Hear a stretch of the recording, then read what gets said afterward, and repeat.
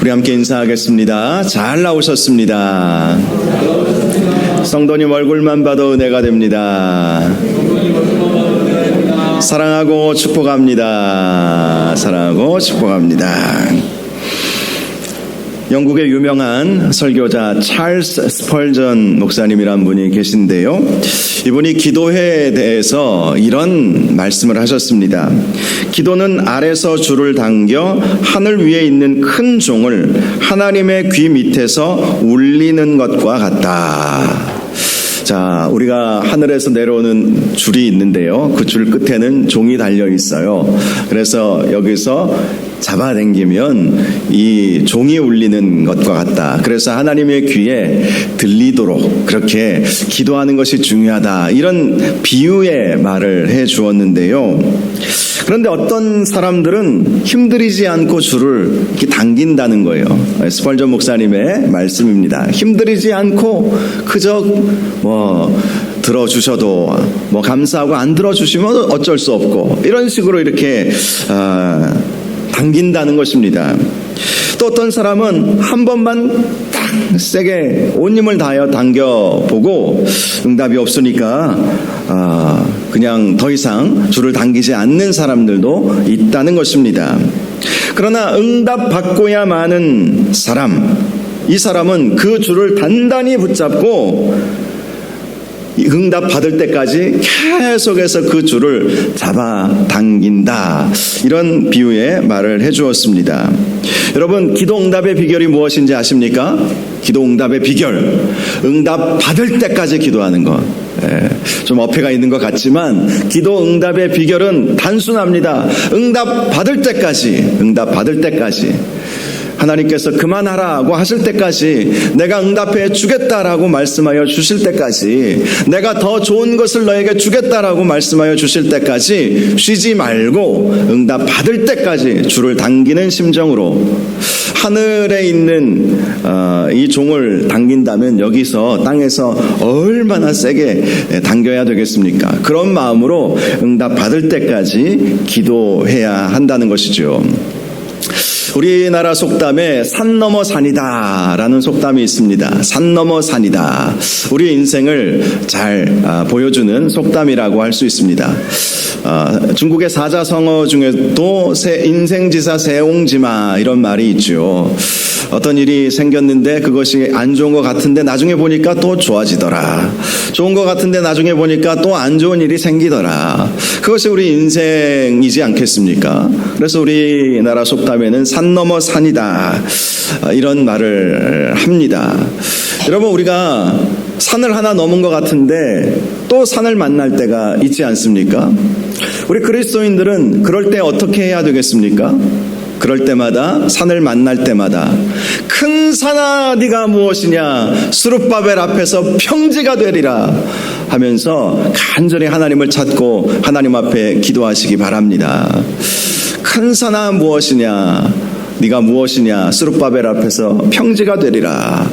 이 말씀은 이스라엘 백성이 바벨론 포로에서 돌아와서 무너졌던 예루살렘 성전을 지으려고 하는데 너무나도 방해가 많은 거예요. 주변의 사람들이 방해가 너무 심했습니다. 없던 성전을 다시 지으려고 하니까 70년 동안 주인 없던 땅에서, 그곳에서 살아갔던 이주민들, 이방인들이 이스라엘 백성이 돌아와서 예루살렘에 성전 지으려고 하니까 그 성전을 못 짓게 방해하는 것이죠.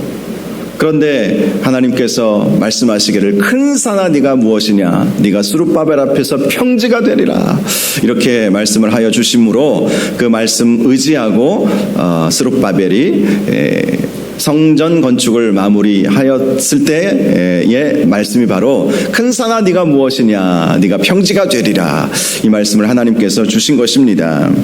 우리 앞에 산이 있다면, 우리가 하나님 앞에 간절히 기도하면 하나님께서 반드시 선하게 역사하여 주실 줄 믿으시기를 주님의 이름으로 축복합니다. 야곱은 이제 고향 땅으로 돌아가는 길에 산을 넘어야 할 일들이 있었습니다. 첫 번째 산은 라반과의 관계의 산, 라반과의 그 관계의 문제를 지금 풀어야 돼요. 야곱은 야반 도주를 하지 않았습니까? 삼촌이 계속해서 못 가게 막고 교묘한 방법을 써서 그렇게 방해를 하고 있었기 때문에 야곱은 야반도주를 했어요. 물론 혼자 도망친 것은 아니고 그의 두 아내와 또 첩들과 아들들을 설득해서 데리고 나왔죠. 그리고 그 전에 하나님께로부터 네 고향 너의 족속으로 가라 라는 말씀을 들었기에 야곱은 라반 몰래 그 밧단 아람을 떠날 수 있게 되었던 것입니다. 그런데 떠났다고 다 문제가 해결되는 것은 아니잖아요. 언제든지 라반은 뒤쫓아올 수 있지 않겠습니까? 아니나 다를까 라반이 뒤쫓아온 거예요. 라반은 야곱이 자기 딸들과 손주들을 몰래 데리고 가고 또 드라빔이라고 하는 장자권, 상속권을 상징하는 가정의 수호신이었거든요. 그 드라빔이 없어진 것을 알고 야곱을 쫓아왔습니다.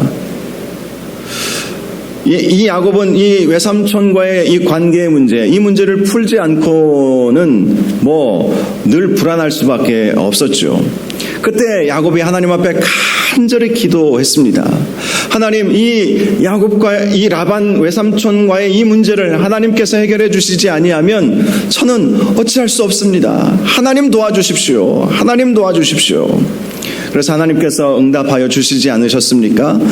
뒤쫓아가는 그 라반에게 하나님께서 나타나셔서 네가 야곱을 만나거든 선악간에 아무 말도 하지 말라 하면서 책망을 하시는 일이 있었습니다.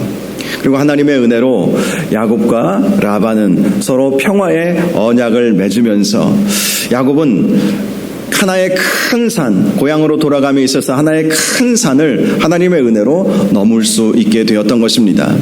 그런데 그거보다 더 높은 산이 야곱 앞에 기다리고 있었습니다. 그것은 형과의 문제예요. 형과의 문제.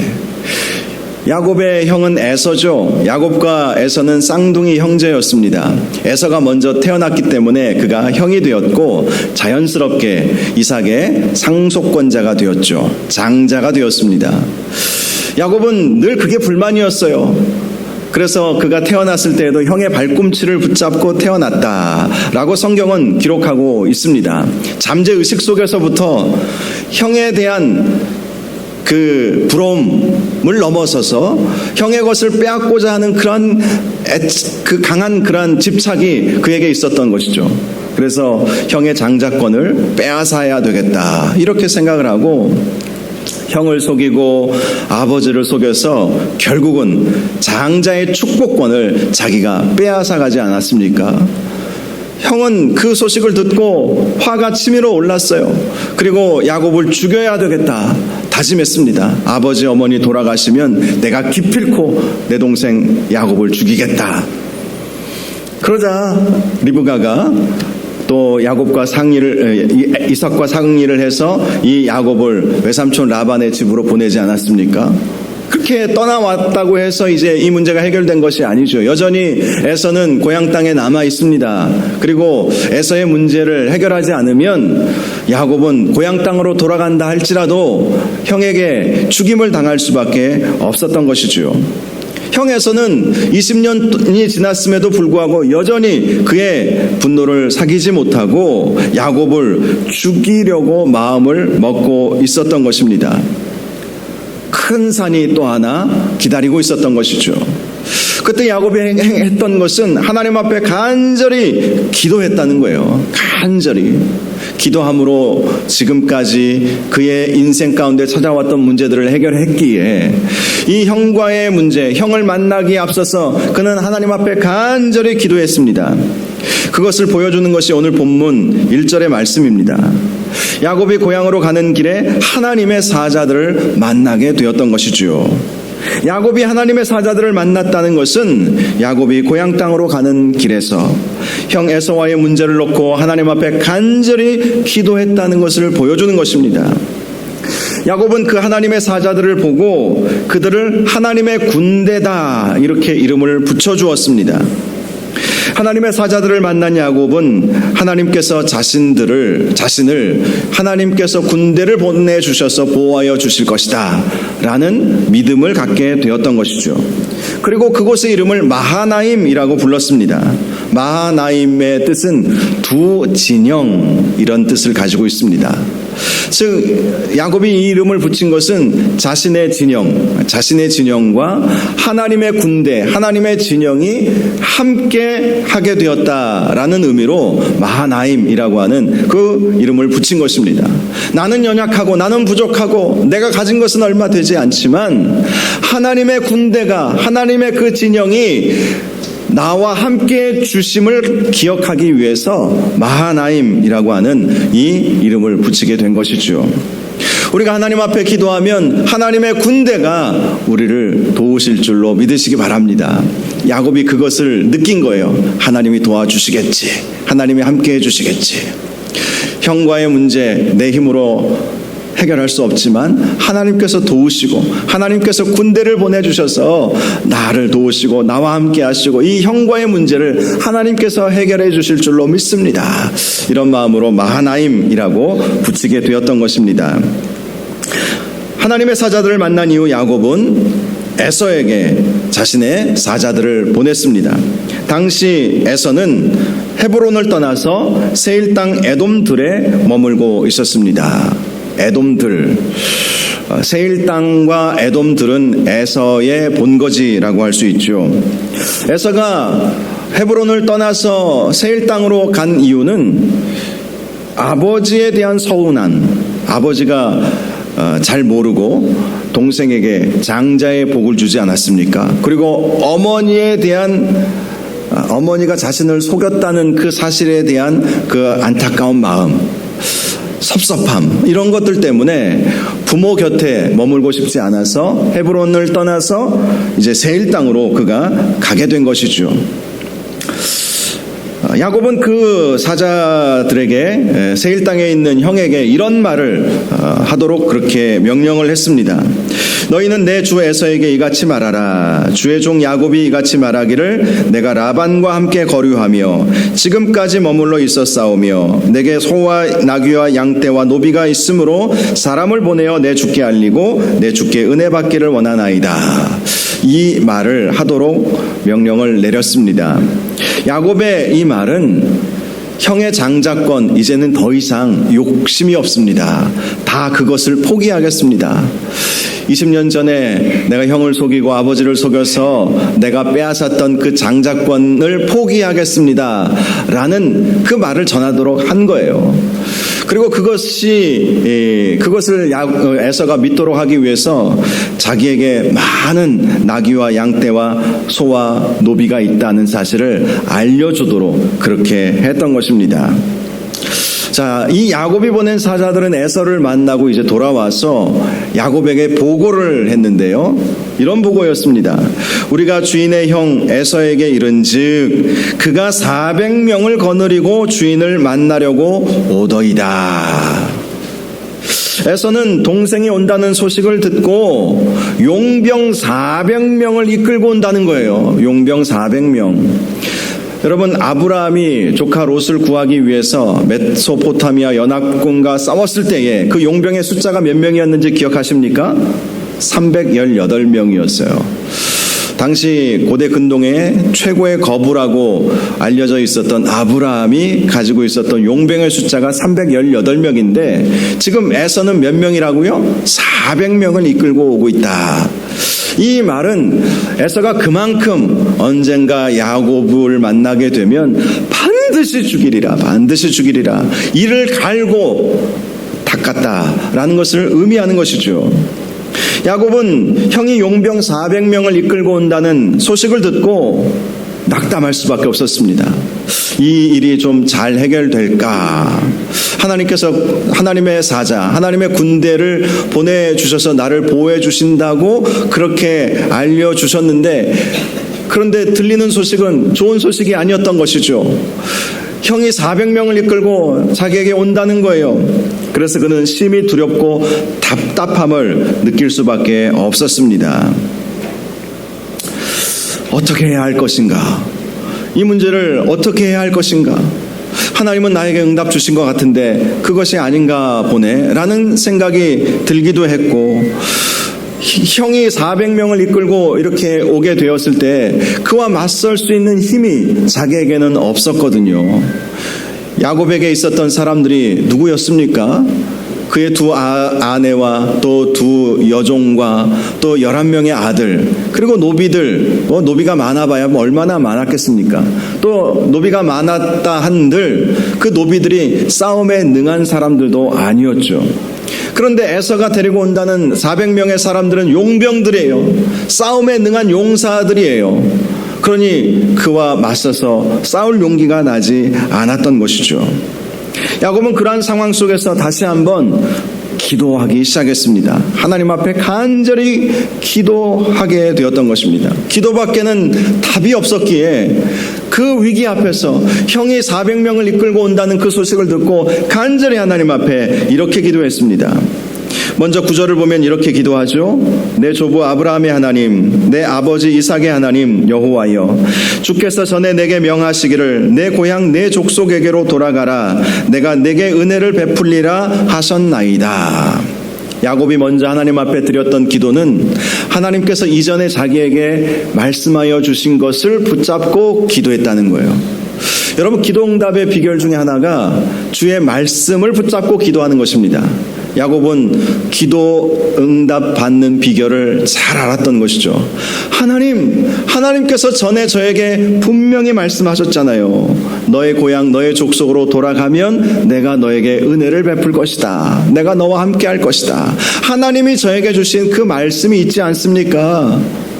하나님, 그 말씀대로 이루어 주옵소서. 그렇게 기도하는 것이 중요합니다. 5만 번 응답받았다고 알려진 조지 뮬러 목사님이 계시지 않습니까? 영국의 고아의 아버지라고 불리는 아주 귀한 목사님이신데요. 그분이 5만 번 기도 응답받은 비결에 대해서 자기의 경험을 말씀해 주셨는데요. 어떤 기도 제목이 있으면 항상 말씀을 먼저 찾아본다는 거예요. 무턱대고 덮어놓고 기도하는 것이 아니라 펼쳐놓고 기도한다는 거예요. 펼쳐놓고, 말씀을 펼쳐놓고, 왜냐하면 그 약속의 말씀을 붙잡고 기도할 때 그 기도가 능력이 있다는 것을 알았기에 말씀을 펼쳐놓고 어떤 말씀을 붙잡고 기도해야 할 것인가, 내 기도의 제목과 맞는 그 하나님의 말씀이 무엇이 있을까, 말씀을 펼쳐놓고 그 말씀을 발견하고 그 말씀 붙잡고 기도한다는 거예요.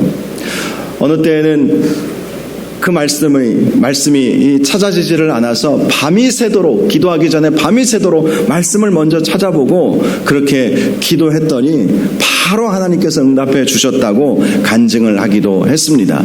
그것이 그분이 5만 번 응답을 받은 기도의 응답의 비결이었다는 것이죠. 야곱도 그렇게 기도한 거예요. 하나님께서 전에 저에게 말씀하여 주셨잖아요. 그 말씀대로 이루어 주시기를 원합니다. 주님께서 은혜 주신다고 하셨으니까 형 에서가 나를 400명을 이끌고 온다 할지라도 주여 은혜 베풀어 주옵소서, 말씀대로 역사하여 주옵소서, 이렇게 야곱이 기도했던 것입니다. 두 번째, 야곱의 기도는 하나님께서 베풀어 주신 은혜에 대한 감사의 기도였어요. 10절을 보면 나는 주께서 주의 종에게 베푸신 모든 은총과 모든 진실하심을 조금도 감당할 수 없사오나 내가 내 지팡이만 가지고 이 요단을 건넜더니 지금은 2때나 이루었나이다. 실제로 야곱은 빈손으로 바단 아람으로 가지 않았습니까? 지팡이 하나만 들고, 그 지팡이는 다리가 불편해서 가지고 다녔던 것이 아니라 맹수들이 오면 쫓아내려고 항상 고대 근동의 사람들은 지팡이를 가지고 여행을 했거든요. 그 지팡이 하나만 가지고 바단 아람까지 왔어요. 빈손으로 온 거예요. 그런데 지금 하나님께서 어떤 은혜를 베풀어 주셨습니까? 2때나 이렇게 이룰 수 있도록 그렇게 하나님께서 야곱에게 큰 은혜를 베풀어 주셨던 것이죠. 자기는 그러한 은총과 모든 진실하심을 조금도 감당할 수 없는 사람이라는 거예요. 자기가 바단 아람까지 왔던 것은 형을 속이고 아버지를 속임으로 그 결과에 의해서 쫓겨난 것 아닙니까? 도망친 것 아니겠습니까? 자기는 하나님을 그동안 신실하게 섬겨본 적이 없었습니다. 그럼에도 불구하고 하나님께서 자기에게 베풀어 주신 은혜가 너무나도 크다는 사실을 하나님 앞에 기도했던 것이죠. 우리도 하나님 앞에 기도할 때에 하나님께서 그동안 우리를 사랑하시고 우리에게 베풀어 주신 은혜들을 하나님께 아뢰는 기도가 참 중요하죠. 그것이 또한 응답받는 기도의 비결이라는 것을 우리가 기억하시기 바랍니다. 위기의 순간에 하나님, 이전에 하나님 저에게 은혜 베풀어 주신 것들이 있지 않습니까? 그 전에 하나님께서 베풀어 주신 그 은혜가 오늘날에도 이 위기 속에서도 하나님의 은혜로 저에게 임할 수 있도록 인도하여 달라고 그렇게 기도를 하는 것이 중요한 것입니다. 또 11절을 보면 이제 자신의 기도의 구체적인 제목을 하나님 앞에 아뢰고 있는 것을 볼 수 있습니다. 내가 주께 간구하오니 내 형의 손에서 에서의 손에서 나를 건져내시옵소서. 내가 그를 두려워함은 그가 와서 나와 내 처자들을 칠까 겁이 나기 때문이니이다. 예수님도 주기도문에서 일용할 양식을 구하라라고 그렇게 말씀을 하시지 않으셨습니까? 우리의 필요, 구체적인 필요를 하나님 앞에 구하는 기도, 정말 중요한 기도입니다. 그런데 처음부터 이렇게 기도한 것이 아니라 야곱은 먼저 하나님의 말씀을 붙잡고 하나님께서 그동안 베풀어 주신 은혜를 생각하면서 감사의 마음을 표하고, 그리고 이제 본격적으로 나의 필요를 하나님 앞에 구했다는 것이죠. 그리고 자신의 감정 상태, 지금 너무나도 두렵고 힘든 형 에서가 자신을 죽이려고 오고 자기뿐만 아니라 자기의 처자들을 다 죽이려고 하는 그런 상황 속에서 하나님 건져 주옵소서, 하나님 이 문제를 해결하여 주옵소서, 이렇게 하나님 앞에 필요를 구하는 기도를 올려드렸던 것입니다. 마지막으로 12절을 보면 자신의 사명과 비전을 이루겠다고 결단의 기도를 하나님 앞에 올려드린 것을 볼 수가 있죠. 주께서 말씀하시기를 내가 반드시 내게 은혜를 베풀어 내 씨로 바다에 셀 수 없는 모래와 같이 많게 하리라 하셨나이다. 자, 이 씨가 바다의 모래와 같이 많게 하리라라는 이 말씀은 이 아브라함에게도 주신 말씀이었고 이삭에게도 주신 말씀이었어요. 그리고 자신에게도 하나님께서 주신 말씀이에요. 언약의 계보가 아브라함, 이삭, 에서가 아니라 야곱 자기에게 왔다는 사실을 야곱은 알고 있었던 것이죠. 이 하나님의 씨는 자신의 씨를 통해서 예수 그리스도 메시아가 이 세상에 오도록 하게 하는 그러한 하나님의 뜻이 담겨져 있는 그 말씀이기도 했습니다. 야곱이 하나님 앞에 드린 기도는 제가 보존되고 제 처자들이 보존이 되어야 하나님의 뜻을 이룰 수 있지 않겠습니까? 하나님께서 나를 통해서 하나님의 백성을 만들어가고 싶어 하시는 그 계획을 제가 잘 알고 있습니다. 그 하나님의 계획을 이루어 드리고 싶습니다.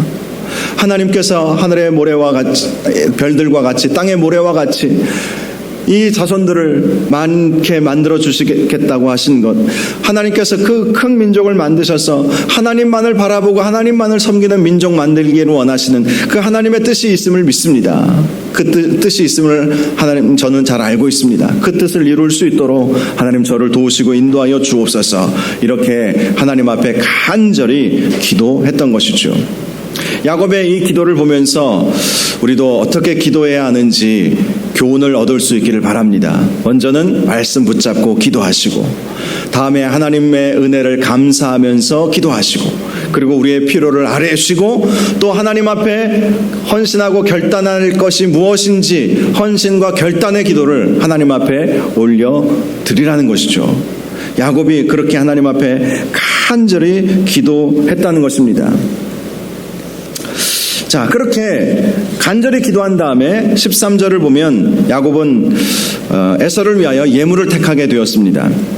야곱이 택한 예물은 13절 이하의 말씀을 보니까 암 염소가 200이요 숫 염소가 20이요 암양이 200이요 숫 양이 20이요 젖나는 낙타 30과 그 새끼요 암소가 40이요 황소가 10이요 암나귀가 20이요 그 새끼가 10이었더라. 이렇게 말씀을 합니다. 어마어마하게 많은 예물을 형에게 주려고 했다는 거예요. 이 말씀을 통해서 우리가 볼 수 있는 것은 야곱이 바단 아람에서 얻은 축복이 얼마나 컸는지를 우리는 짐작할 수가 있죠. 어마어마하게 하나님께서 복을 많이 주셨다는 것이죠. 그래서 야곱은 자신의 잘못을 보상하려는 마음으로 자신이 가진 것 중에 가장 좋은 것들을 골라서 550마리의 가축을 형에게 선물로 주려고 준비를 한 것입니다. 야곱은 종들에게 이 선물을 세 대로 나누고 약간의 거리를 두게 해서 에서가 오는 길로 나아가도록 그렇게 했습니다. 그리고 첫 번째 때를 에서가 만나게 될 때 에서가 이렇게 묻지 않겠습니까? 네가 누구의 사람이며 어디로 가느냐? 내 앞에 것은 누구의 것이냐? 이렇게 종들에게 물어보면 종들에게 이렇게 대답하게 했습니다. 주의 종 야곱의 것이요 자기 주인 에서에게로 보내는 예물이 오며 야곱도 우리 뒤에 있나이다. 이렇게 말하게 했어요. 그리고 그와 같은 방법으로 둘째 때와 셋째 때를 맡은 종들에게도 동일하게 이야기하도록 했죠. 야곱이 그렇게 한 이유는 20절에 나와 있습니다. 이는 야곱이 말하기를 내가 내 앞에 보내는 예물로 형의 감정을 푼 후에 대면하면 형이 혹시 나를 받아주리라 함이었더라. 야곱은 형의 노여움을 누그러뜨리도록 하기 위해서 자신이 형에게 줄 예물을 세 때로 나누어서 그 때를 만나게 함으로 형의 노여움을 조금이라도 누그러뜨리고 싶은 그런 마음을 가지고 있었던 것이죠. 야곱은 그렇게 형에게 줄 예물을 먼저 보냅니다. 그리고 저녁에 야뽕 나루에 이르게 되었습니다. 이제 건너가게 되면 형을 만나게 돼요. 그때 야곱은 먼저 자신의 두 아내와 두 여종과 11아들 그리고 자신의 모든 소유를 야뽕 나루를 건너가게 했습니다. 그리고 자신은 홀로 남게 되었습니다. 야곱이 홀로 남은 이유에 대해서 여전히 야곱이 두려웠기 때문이었다. 이렇게 말하는 사람들도 있습니다. 물론 그런 이유가 전혀 없다고 볼 수는 없겠지만 본문의 내용은 그거보다 더 중요한 이유가 있었다는 것을 발견하게 됩니다. 바로 절대절명의 위기 앞에서 목숨 걸고 또다시 기도하기 위해서였다는 것이죠. 야곱은 하나님의 사자를 만날 때에도 기도했어요. 그리고 형이 400명의 용병을 이끌고 온다는 사실 앞에서도 기도했어요. 그리고 마지막 야뽕 나루를 건너가기 전에도 하나님 앞에 간절히 몸부림치면서 기도했던 것이죠. 오늘 본문을 보면 그 기도를 어떤 사람과 씨름하듯이 씨름했다고 표현을 하고 있습니다. 그는 기도 중에 하나님의 사자를 만나서 몸부림치면서 기도했던 것이죠. 그의 기도가 얼마나 간절하고 또한 얼마나 강력했는지 그 어떤 사람은 자기가 야곱을 이기지 못함을 보고 야곱의 허벅지 관절을 쳐서 어긋나게 해버렸다라고 말씀을 할 정도입니다. 그만큼 야곱은 자신의 허벅지 관절이 상할 정도로 무릎 꿇고 간절히 하나님 앞에 기도했던 것이죠. 그것이 실제였는지 환상 가운데 있었는지는 모르지만 중요한 것은 자기 허벅지 관절이 나갈 정도로 무릎 꿇고 간절히 몸부림치면서 사생결단의 기도를 시작하게 되었다는 것입니다. 그 어떤 사람은 야곱을 이기지 못함을 보고 날이 새자 나로 가게 하라 이렇게 말을 했습니다. 나로 가게 하라 라고 했다는 것은 끝까지 붙잡고 늘어졌다는 거잖아요. 야곱이 씨름하면서 끝까지 붙잡고 늘어졌다는 거예요. 안 놔줬다는 거예요. 응답 받을 때까지 야곱은 기도를 쉬지 않았다는 것을 의미하는 것입니다. 야곱은 허벅지 관절이 나갈 정도로 육신의 고통이 있었지만 계속해서 기도의 끈을 붙잡고 있었다는 거예요. 하나님 이거 해결 안 해주시면 저 못 놓습니다. 나를 차라리 여기서 죽이십시오. 못 놓습니다. 이러면서 사생결단의 기도를 했던 것입니다. 야곱은 그 사람에게 말합니다. 당신이 내게 축복하지 아니하면 가게 하지 아니하겠나이다. 내가 응답 받아야만 보내드리겠습니다. 이 기도의 손을 놓겠습니다. 이런 말씀을 드린 것이죠. 그러자 그 사람이 묻죠. 네 이름이 무엇이냐? 야곱이 말합니다. 야곱이니이다. 그때 그 사람이 말합니다. 네 이름을 다시는 야곱이라 부를 것이 아니요 이스라엘이라 부를 것이니 이는 내가 하나님과 및 사람들과 겨루어 이겼음이라.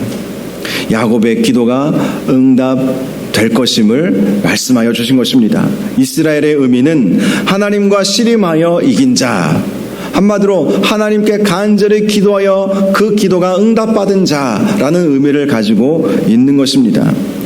그의 몸은 기도하다가 만신창이가 되어버렸지만 그는 하나님과 씨름하여 이긴 자라고 하는 새 이름을 얻게 되면서 그의 기도가 응답이 되었던 것이죠.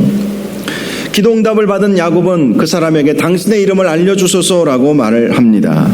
그런데 그 사람은 자신의 이름을 알려주지 않고 대신 야곱에게 축복을 해 주었습니다. 이 야곱과 씨름했던 사람이 누구일까? 많은 학자들이 구약시대에 현현하신 예수 그리스도이실 것이다, 이렇게 보고 있습니다. 예수님께 간절히 기도했던 것이죠. 간절히 주님께 기도함으로 그의 기도가 응답이 되었던 것입니다. 그는 그 야복나루를 브니엘이라고는 이름을 붙여주었습니다. 브니엘은 내가 하나님과 대면하여 보았으나 내 생명이 보존되었다라는 뜻을 가지고 있는 단어입니다. 이 브니엘이라는 단어를 통해서 그가 목숨 걸고 기도했다는 것을 알 수 있죠. 하나님과 대면하여 보았으나 죽을 각오를 하고 기도했는데 하나님께서 오히려 내 생명을 보존하여 주셨다라는 것입니다. 여러분, 오늘 말씀의 제목이 무엇인지 아십니까? 목숨 걸고 기도할 때에 열리는 생명의 길이라는 제목이죠. 우리가 목숨 걸고 기도하면 생명의 길이 열리게 되는 줄 믿으시기를 바랍니다. 야곱은 위기 앞에서, 큰 산 앞에서 하나님 앞에 간절히 응답 받을 때까지 기도했다는 것을 오늘 본문이 우리에게 보여주고 있습니다. 야곱의 이러한 기도는 다른 말로 강청기도라고 할 수 있습니다. 강청기도, 간절히 하나님 앞에 눈물 지으면서 울부짖으면서 그렇게 기도하는 기도였다는 것이죠. 예수님이 이 강청 기도에 대해서 한 여인을 통해서 제자들에게 어떻게 기도해야 하는지를 알려주셨습니다. 한 불의한 재판관이 있었습니다. 억울한 일을 당한 과부가 또 한 사람이 있었습니다. 이 과부가 불의한 재판관에게 이 문제를 해결해 달라고 그렇게 요구를 합니다. 그런데 불의한 재판관은 그 과부를 무시했던 거예요. 그러자 과부는 포기하지 않고 간절히 그 재판장을 찾아가서 해결해 달라고 끈질기게 울부짖으면서 그렇게 요구를 했더니 그 불의한 재판관이라 할지라도 그 과부의 요구를 들어주었다라는 그러한 말씀을 해주시면서 이렇게 말씀해 주셨습니다. 하물며 하나님께서 밤낮 부르짖는 택하신 자들의 원한을 풀어주시지 아니하겠느냐? 저희에게 오래 참으시겠느냐? 세상적 이치로도 간절히 구하면 응답받거늘, 설령 불의한 사람이라 할지라도 그 누군가가 간절히 원할 때 그것을 응답해 주겠거늘 하물며 우리 하나님이 가만히 계시겠느냐라는 것이죠. 우리가 하나님 앞에 간절히 기도하면 하나님은 반드시 선하게 역사하여 주실 것입니다. 야곱이 그것을 우리에게 보여주고 있어요. 큰 산, 외삼촌 라반의 집에서 안전하게 나오는 것보다 더 큰 산, 에서와의 이 문제를 해결을 해야 하는 그 큰 산 앞에서 결국 야곱은 하나님 앞에 목숨 걸고 기도함으로 생명의 길이 열리는 놀라운 은혜를 받게 되었던 것입니다.